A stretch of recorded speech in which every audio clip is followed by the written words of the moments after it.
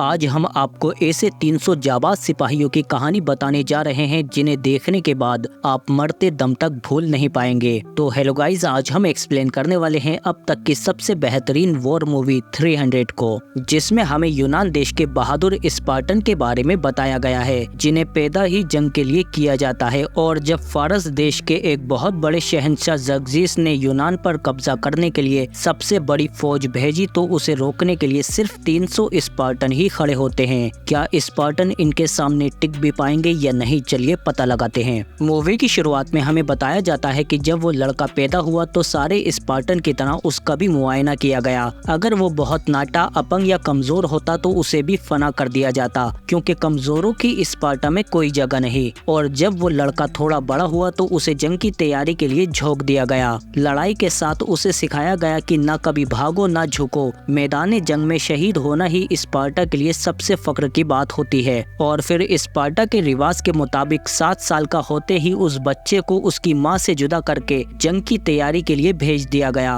और फिर वहाँ उस लड़के को स्पार्टा के 300 साल पुराने समाज में ढाला गया, जहाँ दुनिया के सबसे बेहतरीन स्पार्टन सिपाही तैयार किए जाते हैं। और जब वो इस सबसे तैयार हो जाता है तो उसे आजमाइश के लिए सुनसान जंगल में भेज दिया जाता है, ताकि वो अपनी हिम्मत और अकल से कुदरत के कहर का सामना कर सके। तभी उसके सामने एक खूंखार भेड़िया आ जाता है। अब या तो लड़का जाबाज सिपाही बनकर लौटेगा या फिर यहीं मारा जाएगा, क्योंकि उस विशालकाय भेड़िए ने अपनी शिकार की बू सूंघ ली थी। पर वो लड़का बेखौफ था, इसीलिए वो भेड़ियों को एक संकरे रास्ते में लाकर फंसा देता है और फिर भाले के एक ही वार से उसे मार देता है। इसके बाद वो लड़का, जिसे मौत के हवाले कर दिया गया था, वापस लौट आता है स्पार्टा की शान बढ़ाने राजा बनकर। और फिर इसके 30 साल बाद हम देखते हैं कि वो लड़का अब पूरे स्पार्टा का राजा बन चुका है, जिसका नाम लियोनाइडस है। और डेलियोस बताता है कि उस भेड़िए और सर्द रात वाली बात को 30 साल हो चुके हैं और आज उसी तरह एक और भेड़िया यानी ज़र्क्सिस आ रहा है,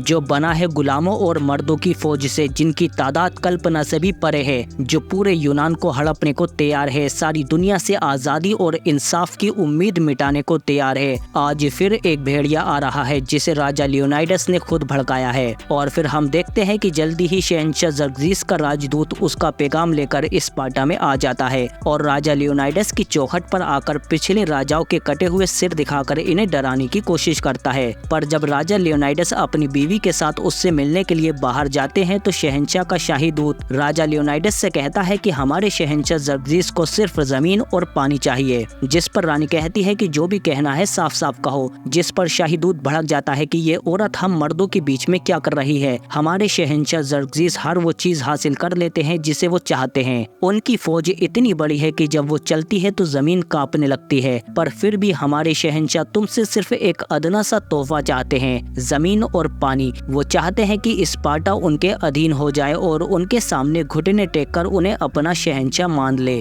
और शहंशाह ज़र्क्सिस की महान सल्तनत का हिस्सा बन जाए। जिस पर लियोनाइडस को गुस्सा आ जाता है, क्योंकि स्पार्टा कभी गुलामी नहीं करते। इसीलिए वो शाही दूत से कहता है कि जमीन और पानी वो दोनों तुम्हें नीचे कुएं में मिल जाएंगे। तुम्हारी इतनी हिम्मत कि तुम मरे हुए राजाओं का सर मेरे शहर के द्वार पर ले आए, मेरी रानी की बेइज्जती की और मेरे लोगों को मौत और गुलामी की धमकी दी। इसीलिए राजा लियोनाइडस इन सब को मारकर कुएं में फेंक देता है, क्योंकि ये है स्पार्टा और स्पार्टन किसी के आगे घुटने नहीं टेकते। इसके बाद रात को हम देखते हैं कि राजा लियोनाइडस पादरियों से मिलने के लिए आते हैं, क्योंकि लियोनाइडस जानता है कि शहंशाह ज़र्क्सिस अब शांत नहीं बैठेगा। वो स्पार्टा पर अपनी पूरी ताकत से हमला करेगा। पर स्पार्टा में कोई भी स्पार्टन राजा इन पादरियों के आशीर्वाद के बिना जंग नहीं छेड़ सकता। इसीलिए राजा लियोनाइडस इन पादरियों को समझाता है कि हम बड़ी सी बड़ी फौज का मुकाबला डटकर कर सकते हैं। पर पादरी कहते हैं कि हमारा त्योहार कार्निया आ रहा है, उससे पहले स्पार्टा जंग नहीं छेड़ सकते। जिस पर लियोनाइडस कहता है कि स्पार्टा मिट जाएंगे, उसके मर्द लड़ते हुए मर जाएंगे और हमारी औरतों और बच्चों को गुलाम बना लिया जाएगा। लेकिन अगर हम वक्त से पहले तैयार हो गए तो हम उन्हें रोक देंगे। हम समुद्र की खाड़ी की तरफ एक ऊंची दीवार बना देंगे, जिससे वो संकरे रास्ते पर आने को मजबूर हो जाएंगे, जिसे नर्क का द्वार कहा जाता है। और वहाँ हम बड़ी से बड़ी फौज का मुकाबला डटकर कर सकते हैं, क्योंकि वहाँ उनकी बड़ी तादाद का कोई मतलब नहीं रहेगा। पर पादरी फिर भी इन्हें जंग की इजाजत नहीं देते कि तुम कार्निया के त्योहार से पहले जंग नहीं छेड़ सकते। देवताओं का अपमान हमें पहले ही काफी नुकसान पहुंचा चुका है, दोबारा ऐसा किया तो पूरा यूनान और स्पार्टा मिट जाएगा। इसीलिए राजा लियोनाइडस यहाँ से निराश होकर चले चले जाते हैं। पर हम देखते हैं कि जर्जिस ने पहले ही इन पादरियों को बहुत ज्यादा सोना देकर अपनी तरफ कर लिया था ताकि स्पार्टा जंग शुरू ना कर पाए। पर राजा लियोनाइडस जानता है कि अगर उसने जर्जिस और उसकी फौज को समुद्री घाटी पार करने से पहले नहीं रोका तो वो अंदर आकर स्पार्टा और हजारों मासूमों को मौत के घाट उतार देंगे। इसीलिए राजा लियोनाइडस अपने साथ अपने सबसे जाबाज 300 सिपाहियों को ले जाने लगता है। पर तभी स्पार्टा की संसद के लोग यहाँ आ जाते हैं और वो कहते हैं कि पादरियों ने कहा है कि कार्निया से पहले फौजें जंग पर नहीं जा सकती, जिस पर राजा लियोनाइडस कहता है कि स्पार्टा की फौजें अभी भी स्पार्टा में ही है। मैं तो बस अपने 300 खास मुहाफिजों के साथ थोड़ा टहलने के लिए जा रहा हूँ। हालांकि ये बात संसद के लोग भी जानते हैं कि लियोनाइडस जंग के लिए जा रहा है, पर वो उसे रोक नहीं पाते। और फिर राजा लियोनाइडस अपनी बीवी को अलविदा कहकर समुद्री खाड़ी की तरफ चला जाता है। और फिर हम देखते हैं कि रास्ते में डेक्सोस भी अपने सिपाहियों के साथ लियोनाइडस से मिल जाता है, पर वो कहता है कि मुझे हैरानी है कि जर्जिस को रोकने के लिए तुम बस इतने से लोगों को ही ला पाए हो। हमने स्पार्टा से इससे ज्यादा की उम्मीद लगाई थी।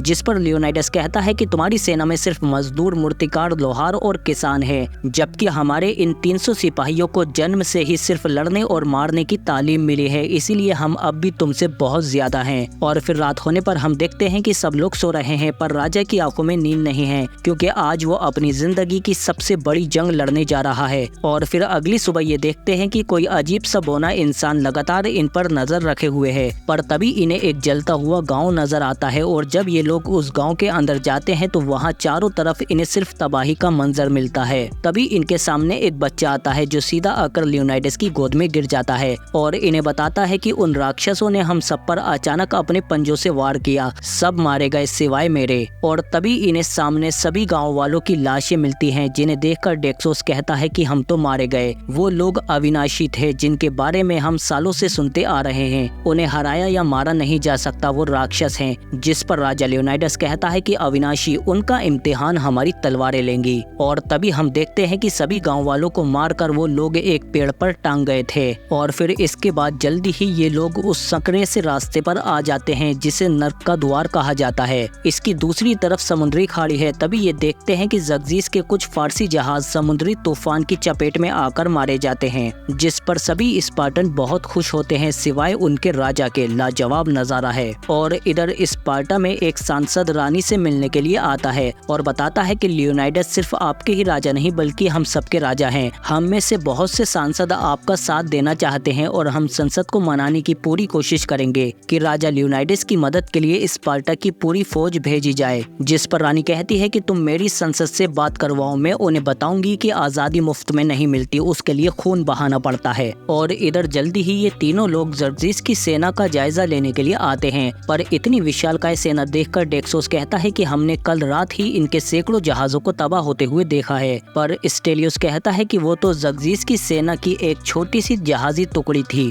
और फिर सुबह हम देखते हैं कि यहाँ पर जर्जिस का सफीर आता है और अपने लोगों को मरा हुआ देखकर कहता है कि तुम्हें क्या लगता है कि तुम हमारे चंद मुट्ठी भर सिपाहियों को मारकर समझते हो कि हम डर जाएंगे? पर जब वो दीवार की तरफ देखता है तो उसे उस दीवार के अंदर उनके सिपाही चुने हुए मिलते हैं, क्योंकि दूसरी तरफ से जाने के रास्ते पर स्पार्टन ने बहुत ऊंची दीवार बनाकर एक रास्ता बंद कर दिया था। और वो सफीर जैसे ही इन पर हमला करता है तो स्टेलियोस उसका हाथ काट देता है और कहता है कि जाकर अपने शहंशाह जर्जिस से कह दो कि उसका सामना आजाद लोगों से हुआ है, ना कि गुलामों से। जिस पर वो सफीर कहता है कि तुम लोग गुलाम नहीं बनोगे, तुम्हारी औरतें बनेंगी गुलाम, तुम्हारे बच्चे बनेंगे गुलाम, क्योंकि आज दोपहर तक तुम लोग जिंदा नहीं बचोगे। हमारे शहंशाह की हजारों फौजी टुकड़ियां तुम पर टूट पड़ेंगी और हमारे तीर आसमान को ढक देंगे। जिस पर स्टेलियोस कहता है तो हम छाव में लड़ेंगे। और इधर कप्तान राजा लियोनाइडस को बताता है कि हमने दीवार को इतना ऊंचा कर दिया है कि अब जर्जिस की फौज सकरे रास्ते पर मुड़ने के लिए मजबूर हो जाएगी।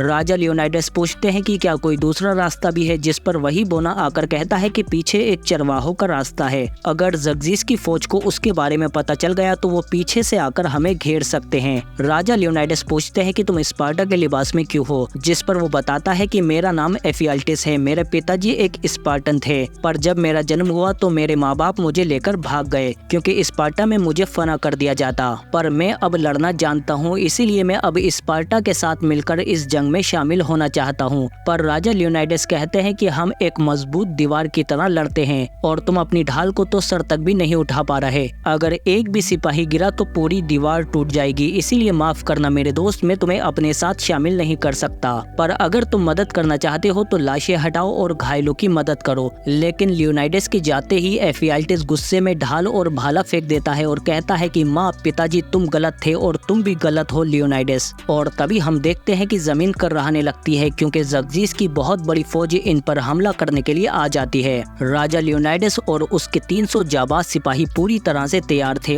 और ये लोग संकरे रास्ते को घेर कर एक मजबूत दीवार बनकर खड़े हो जाते हैं। और राजा लियोनाइडस कहता है कि उनको एक तिल भी मत देना और उनके शरीर से रूह तक खींच लेना। और जैसे ही वो दुश्मन हमला करते हैं तो इस संकरे रास्ते की वजह से वो स्पार्टन को घेर नहीं पाते और सामने से स्पार्टन अपनी ढालों और भालों की शानदार रणनीति का इस्तेमाल करके ज़र्जिस की फौज को बहुत बुरी तरह से मारने लगते हैं। और वो लोग स्पार्टा के भालों के सामने बिल्कुल भी नहीं टिक पाते और स्पार्टन इन सबको मारने काटने के बाद नर्क के द्वार से बाहर आ जाते हैं और अब बहुत तेजी के साथ सभी दुश्मनों को मौत के घाट उतारने लगते हैं। ऐसा लगता है कि स्पार्टन लड़ नहीं रहे बल्कि वो इन दुश्मनों का शिकार कर रहे हैं। और फिर बचे हुए दुश्मनों को देखकर कप्तान कहता है कि ये प्यासे लग रहे हैं, जिस पर लियोनाइडस कहता है तो चलो इनकी प्यास बुझाते हैं। और फिर ये अपनी ढालों से दुश्मनों को पीछे समुद्र की तरफ ढकेल कर उन्हें मार देते हैं। पर तभी ये देखते हैं कि ज़र्जिस के हजारों तीर आसमान को ढक देते हैं, पर स्पार्टन फौरन अपनी ढालों से खुद को कवर कर लेते हैं। और कुछ लोग हंसने लगते हैं क्योंकि स्टेलियोस ने ठीक कहा था, अब हम छाव में लड़ रहे हैं। हमले के बाद स्पार्टन फौज दोबारा से खड़ी हो जाती है और राजा लियोनाइडस दूसरी फौजी टुकड़ी को आते हुए देखकर कहते हैं कि आज कोई भी स्पार्टा नहीं मरेगा। और ये लोग एक ट्रायंगल शेप में डटकर खड़े हो जाते हैं और दुश्मन के आते ही उसे बुरी तरह से मारने लगते हैं। स्पार्टन ने वही किया जिसके लिए इनका जन्म और इनकी परवरिश हुई थी, न कैद करो न रहम करो, एक अच्छी शुरुआत। इधर स्पार्टा में हम देखते हैं कि एक संसद थिरोन की गंदी नजर लियोनाइडस की बीवी यानी रानी पर है, जबकि इधर लियोनाइडस और उसके जाबाज सिपाही दुश्मनों की लाशों को ठिकाने लगा रहे हैं। तभी स्टेलियोस आकर बताता है कि एक छोटा सा जस्ता आ रहा है, शायद वो शहंशाह ज़र्जिस है। इसीलिए लियोनाइडस उससे बात करने के लिए जाता है, पर कप्तान कहता है कि इसमें खतरा है। पर लियोनाइडस कहता है कि वो मुझे मारने की गलती बिल्कुल नहीं करेंगे, पर दुआ करो कि वो मुझे मारने की गलती कर दें, क्योंकि अगर उन्होंने ऐसा किया तो पूरा स्पार्टा जंग में कूद पड़ेगा।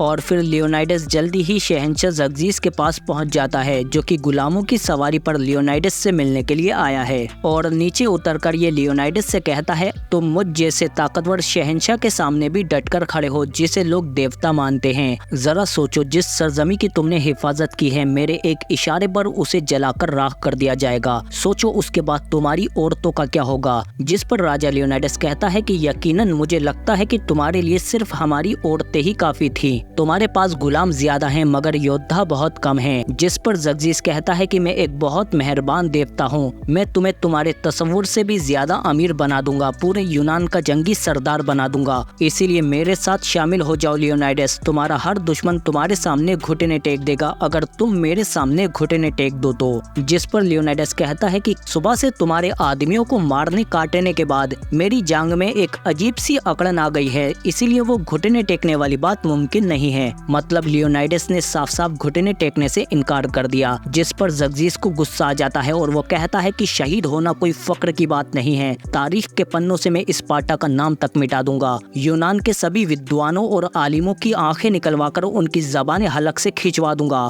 अगर कोई भी शख्स स्पार्टा या तुम्हारा नाम भी लेगा तो उसकी गर्दन काट दी जाएगी। दुनिया कभी जानेगी ही नहीं कि तुम्हारा वजूद भी था। जिस पर लियोनाइडस कहता है कि दुनिया ये जरूर जानेगी कि कुछ मुट्ठी भर जाबाज लोग जालिम फौज के सामने खड़े हुए और क्या पता जंग खत्म होने से पहले ही ये शहंशाह का शहंशाह मारा जाए। और वापस आने के बाद लियोनाइडस और उसके साथी ज़र्जिस के मरे हुए सैनिकों की लाशों से एक बहुत ऊंची दीवार बना देते हैं, क्योंकि लियोनाइडस जानता है कि आज रात कयामत की रात होगी, क्योंकि जनूनी शहंशाह ज़र्जिस ने अपनी पूरी ताकत झोंक दी है और उसने इस बार अपनी सबसे खतरनाक अविनाशी सेना भेजी है, पूरी एशियाई दुनिया की सबसे ताकतवर सेना, जो इंसान नहीं राक्षस है। पर अचानक स्पार्टन इन पर लाशों की बौछार करके जबरदस्त हमला कर देते हैं। पर इस बार अविनाशियों के हाथों कुछ स्पार्टा भी मारे जाते हैं और फिर ये अपने बड़े से दानव को भी आजाद कर देते हैं। पर स्पार्टन भी एक दूसरे को बचाते हुए अविनाशियों को मारते हैं, पर फिर भी अविनाशियों के हाथों स्पार्टा सिपाही भी मारे जाते हैं और दानव भी इनकी तरफ आ रहा है। इसी दौरान एक अविनाशी का नकाब उतर जाता है, पर तभी लियोनाइडस डिलियोस को बचा लेता है, लेकिन वो खुद बाल बाल बचता है और फिर वो दानव डिलियोस को दूर फेंककर लियोनाइडस से लड़ने लगता है। पर लियोनाइडस की आंखों में जरा भी खौफ नहीं है और वो इस दानव का डटकर सामना करता है और मौका मिलते ही उसे जख्मी भी कर देता है। पर उस दानव पर कोई असर नहीं होता और वो लियोनाइडस पर हमला करके उसे जल्दी ही गिरा देता है। पर लियोनाइडस उससे बचते हुए उसकी आंख में भाले की नोक घुसा देता है और फिर झट से उसकी गर्दन काटकर अलग कर देता है। और तभी आर्केडियन भी अचानक से अविनाशियों पर हमला कर देते हैं। बहादुर नौसिखियों ने शानदार हंगामा खड़ा कर दिया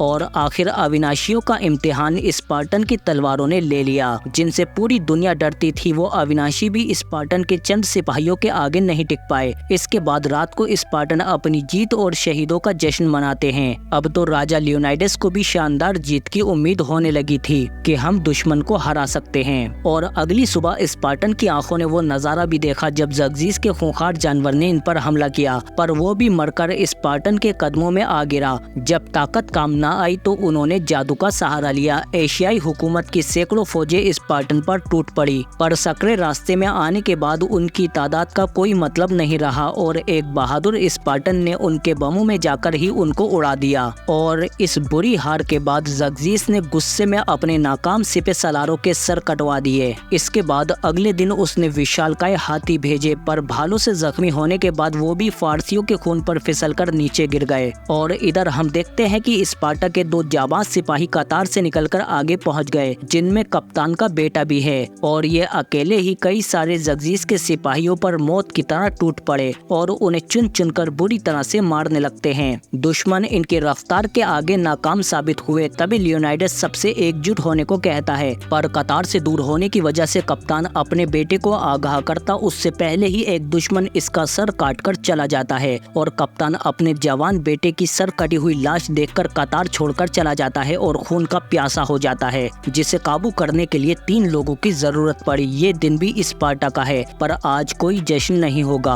और रात को हम देखते हैं कि वो गद्दार एफियाल्टिस भी ज़र्जिस के पास पहुंच जाता है और उसकी दौलत और अय्याशियों की चकाचौंध में आकर वो ज़र्जिस को उस खुफिया रास्ते के बारे में बता देता है जिससे ये स्पार्टा को घेर सकते हैं। और इधर स्पार्टा के शहर में हम देखते हैं कि रानी के पास वही सांसद थिरोन आता है और रानी को धमकाने लगता है कि तुम संसद में जाओगी जरूर, पर कोई भी तुम पर यकीन नहीं करेगा। तुम्हें हमारी तरफ से कोई मदद नहीं मिलेगी और ना ही स्पार्टन फौजों को लियोनाइडस की मदद के लिए भेजा जाएगा। और मौके का फायदा उठाकर वो रानी के साथ जबरदस्ती शारीरिक संबंध भी बना लेता है। और इधर रात को स्पार्टन जब अपनी मरम पट्टी कर रहे होते हैं तो तभी डेक्सोस यहाँ पर आकर कहता है कि हम मारे गए। उस गद्दार एफियाल्टिस ने ज़र्जिस को उस खुफिया रास्ते के बारे में बता दिया है। सुबह तक वो लोग हमें चारों तरफ से घेर लेंगे। अब इस सकरे रास्ते पर रहने का कोई मतलब नहीं रहा, इसीलिए मैं अपने साथियों को लेकर यहाँ से जा रहा हूँ। पर लियोनाइडस अपने साथियों से कहता है कि न भागना न घुटने टेकना, यही है स्पार्टन कानून। एक नया युग शुरू हो रहा है। अब सारी दुनिया ये जान लेगी कि सिर्फ 300 स्पार्टन ने अपनी आखिरी सांस तक आजादी की हिफाजत की। कप्तान कहता है कि मुझे फक्र है अपने बेटे पर कि उसने अपने देश को बचाने के लिए अपनी जान दी, पर अफसोस सिर्फ इस बात का है कि मैं उसे बता नहीं सका कि वो मेरे साथ शान से लड़ा। इसके बाद लियोनाइडस डिलियोस को अपने साथ अकेले में ले जाता है और उससे कहता है कि तुम मेरे आखिरी फरमान को स्पार्टा की संसद तक पहुंचाओगे, और वो भी पूरे जोश और ताकत के साथ। उन्हें पूरी कहानी बताना ताकि हर एक यूनानी जान सके कि यहाँ पर क्या हुआ था। और मेरे पास मेरी रानी के लिए कोई पैगाम नहीं है, उन्हें बस ये निशानी दे देना। और फिर हम देखते हैं कि आर्केडियन यहाँ से चले जाते हैं और उनके साथ डिलियोस भी। पीछे सिर्फ जाबाज स्पार्टन ही रुकते हैं और लियोनाइडस कहता है कि स्पार्टन अपना नाश्ता बनाओ और जी भर के खाओ, क्योंकि आज हम मौत का मजा चखेंगे। और इधर स्पार्टन की संसद में हम देखते हैं कि रानी अपनी बात रखने के लिए आती है और कहती है कि जंग छिड़ चुकी है, आपको स्पार्टन फौज भेजनी होगी, सिर्फ हमारे राजा के लिए नहीं बल्कि हर एक स्पार्टन औरत और मासूम बच्चों के लिए। वो पारसी जब तक नहीं रुकेंगे जब तक वो हमारे पूरे देश को राख का ढेर न बना दें। पर थिरोन रानी पर ही इल्जाम लगाने लगता है और कहता है कि इसने मुझ पर भी अपने हुस्न का जाल फेंका था। अगर मैं कमजोर मर्द होता तो उसमें फंस जाता। हकीकत में ये एक बदचलन औरत है। तभी रानी तलवार लेकर इसे मार देती है और फिर इसके पास से जब ज़र्जिस के सोने के सिक्के निकलते हैं तो सबको पता चल जाता है कि ये ज़र्जिस से मिला हुआ था। और इधर हम देखते हैं कि ज़र्जिस की फौज ने खुफिया रास्ते से आकर लियोनाइडस और उसके बचे हुए सिपाहियों को चारों तरफ से घेर लिया है। तभी ज़र्जिस का आदमी आकर कहता है कि मेरी मुबारकबाद कबूल करो लियोनाइडस, तुमने तुमने यकीनन तबाही को फतेह में बदल दिया है, इसीलिए हमारे शहंशाह ज़र्जीस खुद तुम्हें इसका इनाम देने के लिए आए हैं। तुम अपने मुल्क के लिए लड़े, वो तुम्हारा हुआ। तुम स्पार्टा के लिए लड़े, अब वो पहले से ज्यादा ताकतवर और अमीर होगा। तुम्हें पूरे यूनान का जंगी सरदार बना दिया जाएगा, जो सिर्फ शहंशाह ज़र्जीस के सामने ही जवाबदेह होगा। तुम्हारी मुकम्मल फतेह होगी लियोनाइडस, मुकम्मल फतेह, अगर तुम अपने हथियार डालकर शहंशाह ज़र्जीस के आगे घुटने टेक दो। जिस पर लियोनाइडस थोड़ी देर सोचता है और फिर अपना कवच, ढाल और भाला फेंक देता है और ज़र्जीस के आगे घुटने टेक देता है। पर तभी अचानक लियोनाइडस के एक इशारे पर इसके साथी हमला कर देते हैं और इसी अफरा तफरी में लियोनाइडस अपना आखिरी वार ज़र्जीस पर करता है,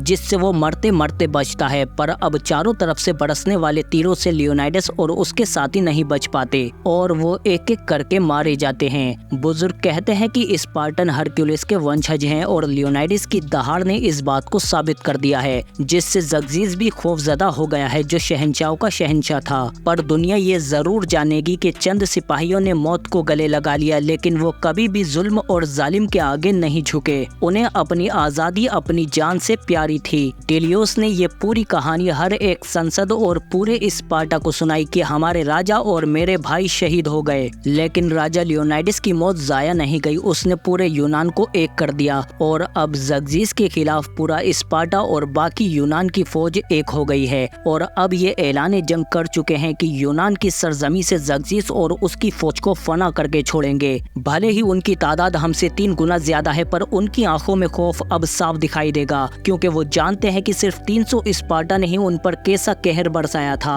अब वो देखेंगे कि 10,000 स्पार्टा और 30,000 यूनानी सिपाही उन्हें एक तिल भी नहीं देंगे और उनके शरीर से रूह तक खींच लेंगे। और इसी के साथ इस शानदार मूवी का पहला पार्ट यहीं पर खत्म हो जाता है। पर दूसरे पार्ट से पहले इस वीडियो को दबाकर लाइक करो और शेयर करो और कमेंट करो हमें, ताकि वीडियो और लोगों तक पहुंचे, और साथ ही सब्सक्राइब करो हमारे चैनल को, ताकि और भी अच्छी अच्छी वीडियो मिलते रहें आपको। हम मिलते हैं आपसे अगली वीडियो में।